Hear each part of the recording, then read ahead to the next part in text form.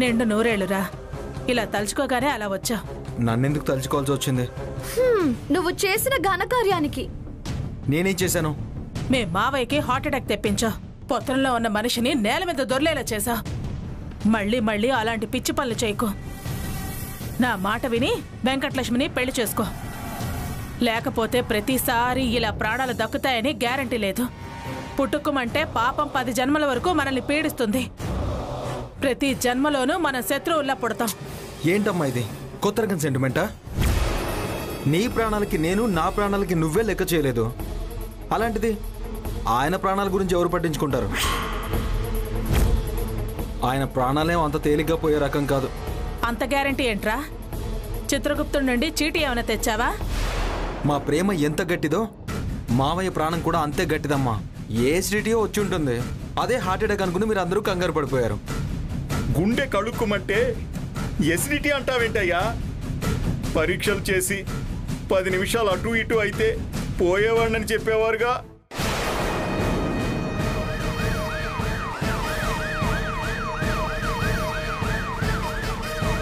మన ఇంటికి అంబులెన్స్ వచ్చిందేంటి? నేనే పిలిపించాను. డిశ్చార్జ్ అయ్యి వచ్చేసారు కదరా మావయ్య, మళ్ళీ అంబులెన్స్ ఎందుకు? జాగ్రత్తగా మంగళగిరి పంపించాలని. మంగళగిరి ఎందుకు? ఇల్లు, వాకిలి, పొలం, పుట్ర మీ వాళ్ళందరూ ఒక్కడే ఉన్నారుగా. పూట మందులేసుకుని ప్రశాంతంగా రెస్ట్ తీసుకోవడానికి. నేను వెళ్ళను.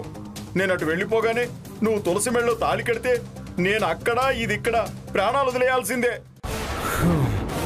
ప్లీజ్ మావయ్య, నా మాట వినండి. తులసి అందరి ఇష్టంతోనే మా పెళ్లి జరగాలన్న మాట మీరు విన్నారు కదా. అలాగే జరుగుతుంది.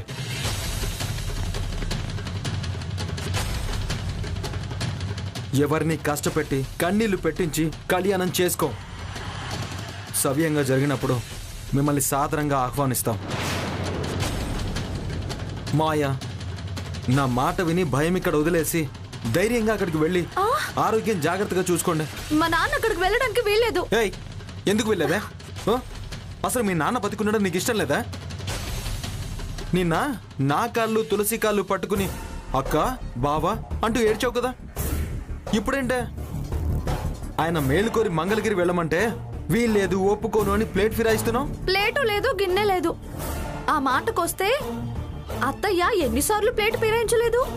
ఏ మధ్యలో నన్ను లాగుతావేంటే? లాగడం కాదు, ఉన్న మాటే అంటున్నాను.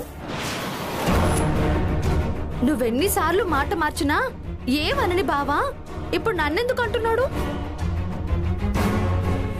బావ చేత్తో 3 ముళ్ళు పడేంత వరకు మా నాన్న ఇక్కడ నుంచి వెళ్ళడు. మీరు మార్రే. అసలు మీరందరూ మూర్ఖత్వానికే ల్యాండ్ మార్కులు. మావయ్య చూడండి మావయ్య, మీ మంచి కోరే చెప్తున్నాను. మా పంతాల మధ్య మీరు నలిగిపోవద్దు, మీరు టెన్షన్ పడొద్దు.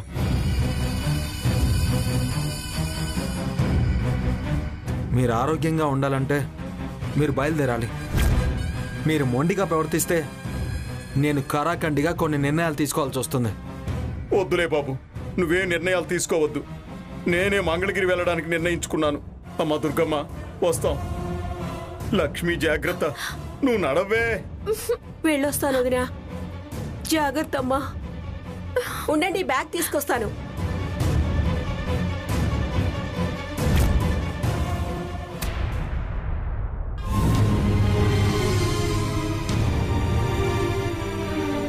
సాంబయ్య,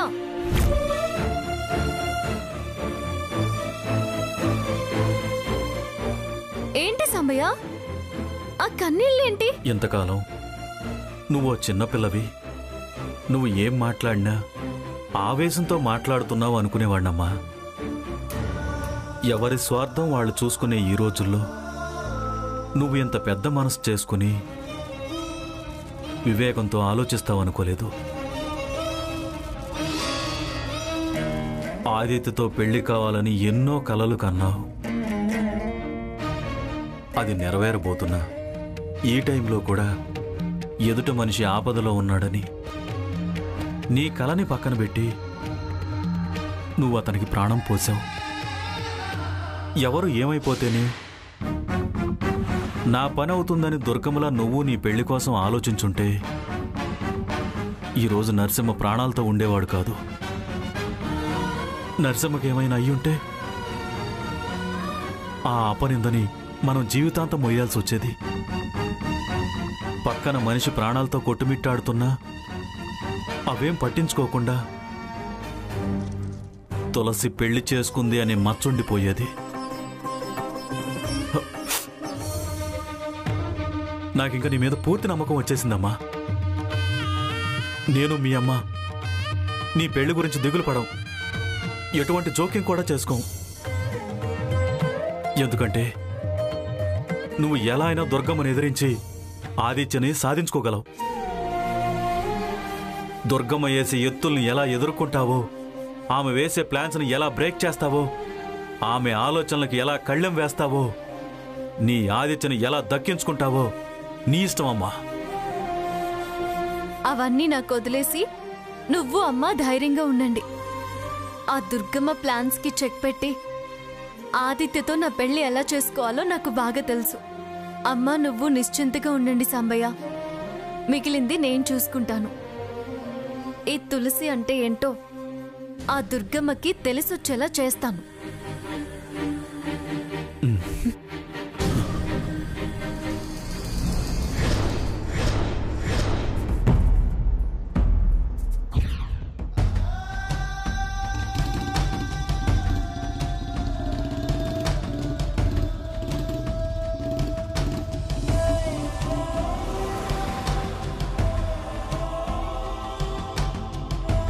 ఏంటి ఆదిత్య బైక్ ఇలా నడుపుతున్నావు? ఎదురుగా వచ్చే వాళ్ళని చూడవా? డ్రైవింగ్ చేసేటప్పుడు దృష్టి మొత్తం డ్రైవింగ్ మీదే పెట్టాలరా, వేరే వాటి గురించి ఆలోచించకూడదు. ఏమైందిరా అలా ఉన్నావు? నిన్న జరిగింది గుర్తుకు తెచ్చుకుంటే ఒక పక్క బాధగా ఉంది, మరో పక్క భయంగా ఉంది. కన్న తల్లే కొడుకు పెళ్లి కోసం ఇంత నాటకం ఆడిందా అనే బాధ. మన పెళ్ళయ్యేలోపు ఇంకెన్ని గేమ్లు ప్లాన్లు చూడాల్సి వస్తుందో అనే భయం. అసలు మన పెళ్ళి అవుతుందా లేదా అనే నమ్మకం కూడా రోజు రోజుకి తగ్గిపోతుంది. నిన్నటికి నిన్న నాన్న ఊర్లో లేడని అమ్మ నాకు వెంకటలక్ష్మికి పెళ్లి చేయాలని నిర్ణయించుకుంది. ఆ 3 ముళ్ళు నీ మెళ్ళ వేద్దామని నేను తెగించేసరికి నరసింహ అంకుల్ వల్ల అది కాస్త ఆగిపోయింది. నాన్నే తోడుగా లేకపోయింటే ఎన్ని సమస్యల మధ్య ఏకాకిలా కొట్టుమిట్లాడేవాణ్ణి. మీ నాన్నే ఈ సమస్యల నుంచి తప్పించుకోవడానికి ప్రయత్నిస్తున్నాడురా, ఇంకా నిన్నేం కాపాడతాడు? లేదు, మా నాన్న అలా తప్పించుకునేవాడు కాదు. అలా తప్పించుకునేవాడే అయితే అమ్మ నాకు వెంకటలక్ష్మికి పెళ్లి అన్నప్పుడే నాకెందుకులే అని పక్కకు తప్పుకునేవాడు.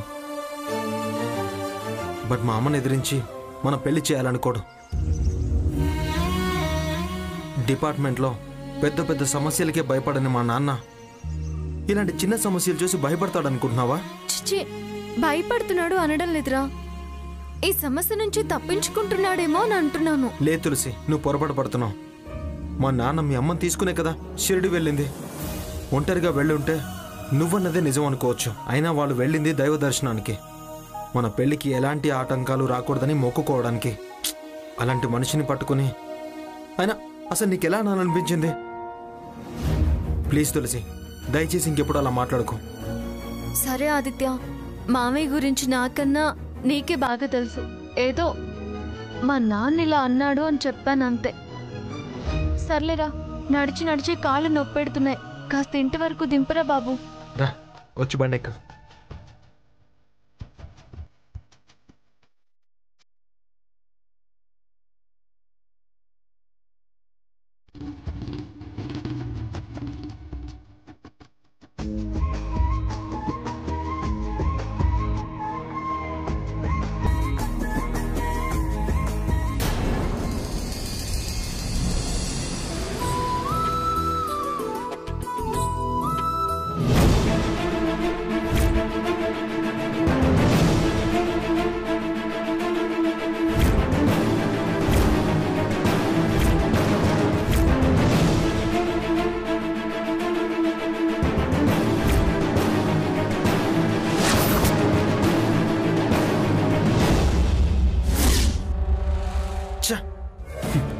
ఈ నరసింహంగాడు ఎంత పనిచేశాడు.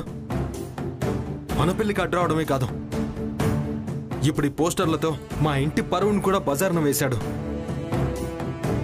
పోన్లే పాపం, ఇక్కడుంటే ఆరోగ్యం పాడవుతుందని నచ్చజెప్పి మరీ మంగళగిరి పంపిస్తే 2 రోజులు కూడా తిరగకుండానే గొడవకి కాలు దువ్వడానికి వచ్చాడు. ఇలా రోడ్డెక్కి గోడల మీద పోస్టర్లు అంటించి అల్లరి చేసినంత మాత్రాన వాడి కూతుర్ని పెళ్లి చేసుకుంటాననుకుంటున్నాడేమో. ఖచ్చితంగా ఇది మా అమ్మ చేసిన పనే. అయినా మా అమ్మ చెప్పినట్టు తలుపడానికి వాడికైనా బుద్ధి ఉండాలి కదా. ఆదిత్య, నువ్వు తొందరపడకు. వాళ్ళు కావాలనే అదంతా చేస్తున్నారు. వాళ్ళెంత దూరం వెళ్తారో వెళ్ళని, మనం ఎంత దూరం వెళ్ళాలో అంత దూరం వెళ్దాం.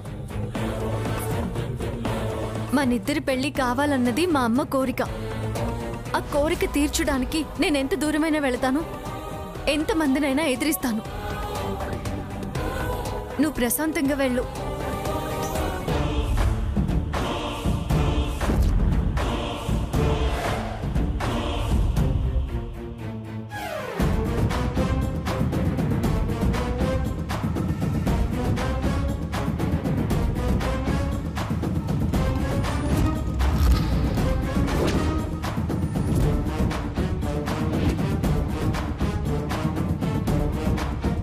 అమ్మా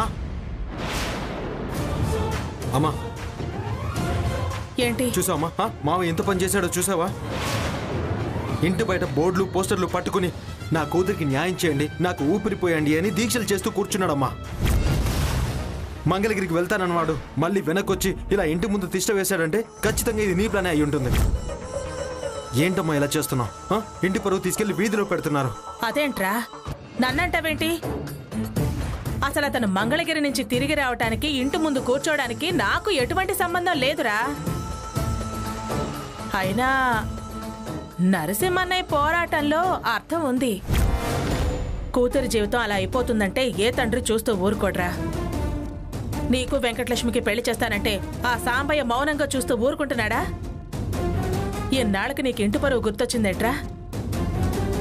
ఇంతకాలం ఆ తులసి వల్ల దాని నాన్న నన్ను ఎన్నిసార్లు రోడ్డు మీదకి లాగారో నీకు తెలీదా? అప్పుడు గుర్తురాలేదా నీకు ఇంటి పరువు వీధిన పడుతోందని? 9 నెలలు మోసి 25 సంవత్సరాలు కంటికి రెప్పలా కాపాడుకున్న ఈ తల్లి కోరికను తీర్చడానికి నీకు మనసు రాలేదు. నా కోరిక డబ్బు సంపాదించు ఢిల్లీకి రాజవ్వు అని కాదురా. అందం అణుకువ ఉన్న వెంకటలక్ష్మిని పెళ్లి చేసుకోమని. నువ్వు చేసిందేంటి? పద్ధతి పరువు తెలియని తులసితో చేతులు కలిపి నన్ను మోసం చేశావు. అడిగిన ఒక్క కోరిక తీర్చకుండా గొడవలు సృష్టించి మన ఇంటి పరువుని బజారులో పెడుతున్నావు. కొడుకనేవాడు తల్లికి కష్టం రాకుండా చూడాలే తప్ప తల్లిని కష్టపెట్టకూడదురా. అయినా ఇది నీ ప్లానే అంటున్నావు. నువ్వు ఆ తులసితో మీ నాన్నతో కలిసి చేసిందేంటి? అది ప్లాన్ కాదా? అది మోసం కాదా? ఏదో నీ పెళ్లి కోసం నేను ఒకసారి పిచ్చిదానిలా నటించాను. నా బిడ్డలో మార్పు వస్తుందేమోనని ఆశించాను. నువ్వు మీ నాన్న ఆ తులసి కలిసి ఏకంగా పెళ్లికే సిద్ధమైపోయారు. మళ్ళీ చెప్తున్నాను, నరసింహన్నయ్య మంగళగిరి నుంచి రావటానికి నాకు ఎటువంటి సంబంధమూ లేదు. అయినా నీకు అంతగా అనుమానం ఉంటే నువ్వు పోలీస్ ఆఫీసర్వి కదా, నా మీద కేసు పెట్టి ఎంక్వైరీ చేయించు. నీ వల్ల కాకపోతే మీ నాన్న నీకంటే పెద్ద ఆఫీసర్ కదా, డిపార్ట్మెంట్లో సిన్సియర్ అని పెద్ద పేరుంది కదా. ఎలాంటి చిక్కుముళ్ళైనా చాకచక్యంతో సాల్వ్ చేసి దొంగల్ని పట్టుకునే నేర్పరి కదా. ఇక్కడ చేయాల్సిందంతా చేసి కట్టుకున్న భార్యకి కూడా చెప్పకుండా షిరిడీకి వెళ్లారు. ఆయన అడుగు.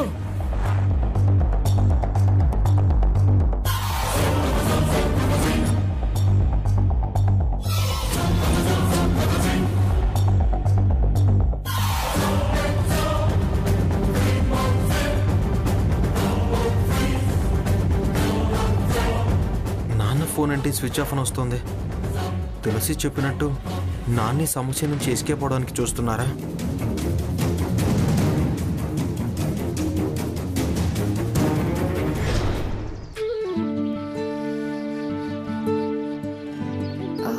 నమస్తే అక్క.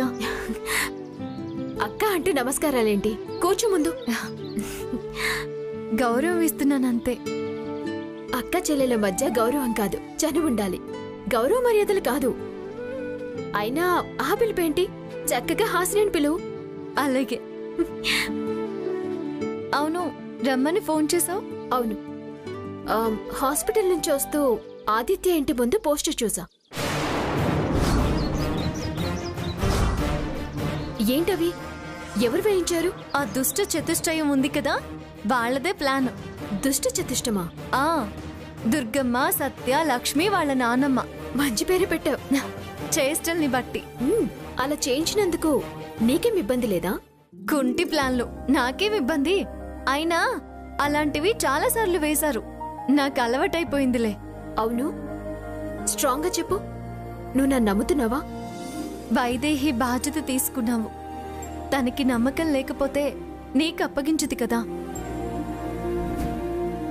తను నిన్ను నమ్మినప్పుడు నేనెందుకు నిన్ను నమ్మను? అయితే వెంకటలక్ష్మితో ఆదిత్య పెళ్లి జరగనివ్వు. అదేంటి? పెళ్లి జరగనిస్తే తర్వాత ఏం చేయగలం? ఏం చేయాలో ఎలా చేయాలో నేను చెప్తాను కదా. ఏం చేయాలని? అసలు జరగనివడమేంటి?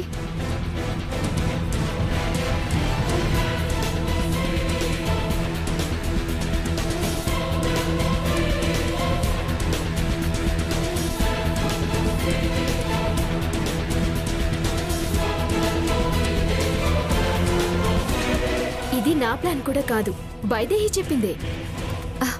అవునా? ఎస్, తను నాకు ఫోన్ చేసి చెప్పింది. తులసికి కన్వే చేయమంది.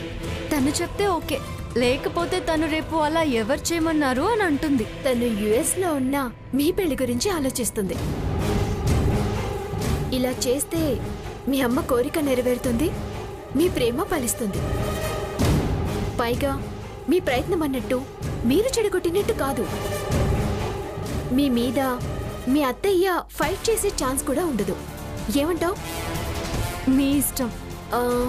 అవును, ఇంతకీ నరసింహ గారు ఎక్కడున్నారు? మంగళగిరిలో. ప్రస్తుతానికి ఆయన అక్కడుండడమే బెటర్. సమయానికి ఆయన్ని రంగంలోకి తీసుకొస్తే సరిపోతుంది. అవునవును, ముందే అయితే దుర్గమ్మ ప్లాన్ చెడగొట్టే అవకాశం ఉంటుంది. ఆయన రివర్స్ అయ్యే అవకాశం కూడా ఉండదు. అలా జరిగే ఛాన్స్ అసలు ఇవ్వద్దు. ఓకేనా? ఓకే, సరే అయితే నేను బయలుదేరినా? జాగ్రత్త, ఈ ప్లాన్ అస్సలు లీక్ అవ్వకూడదు. నీకు నాకు తప్ప వేరే ఎవ్వరికి తెలియకూడదు. Okay Hasini, bye. సరే.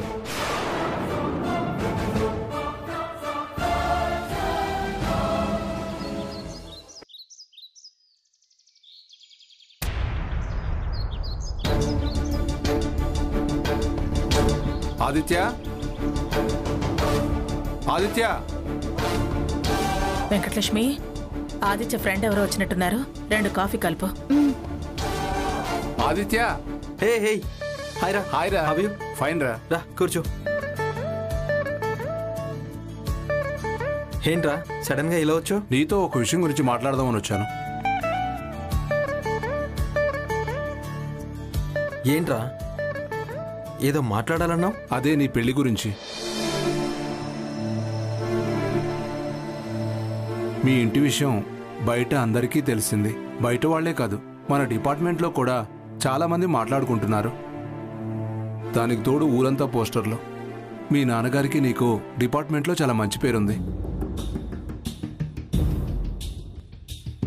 ఈ మ్యాటర్ మీడియా కంట పడకముందే ఈ మ్యాటర్కి ఫుల్ స్టాప్ పెట్టే, లేకపోతే అనవసరంగా అలరైపోతావు. నీ శ్రేయోభిలాష్లా ఎందుకు చెప్తున్నానో అర్థం చేసుకో.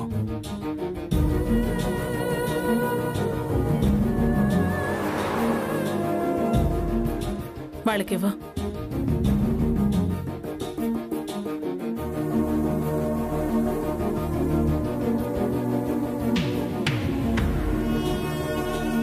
కాస్త అలా పెట్టయ్యా వాడికి గట్టి. చిన్నప్పటి నుండి అమ్మ అమ్మ అంటూ నా కొంగు పట్టుకుని వదిలేవాడు కాదు. ఆ మహాతల్లి పుణ్యమా అంటూ ఏ మందు పెట్టిందో ఏంటో ఇప్పుడు దాని కొంగు పట్టుకుని తిరుగుతున్నాడు. వీడికి మాత్రం ఈ తల్లి మీద ఇంత కూడా జాలి లేదు. ఏనాడు నాకు ఎదురు సమాధానం చెప్పేవాడు కాదు. దానికోసం ఈ అమ్మనే ఎదిరించేంత పెద్దవాడైపోయాడు. దానివల్ల ఈ ఇంటి గుట్టు వీధిన పడుతోంది. ఊరుకో అత్తయ్య, బాధపడకు. బావ మంచోడే, దాని మత్తులో పడి అలా ప్రవర్తిస్తున్నాడు. దాని బుద్ధి తెలిసిన రోజే బావ నన్ను పెళ్లి చేసుకుంటాడు, నీకన్నిటి బాధని తెలుసుకుంటాడు, నాకు బావ మీదున్న ప్రేమని అర్థం చేసుకుంటాడు, నీ కోరిక ఖచ్చితంగా నెరవేరుస్తాడు. సరే ఆదిత్య, నేను మళ్ళీ కలుస్తాను.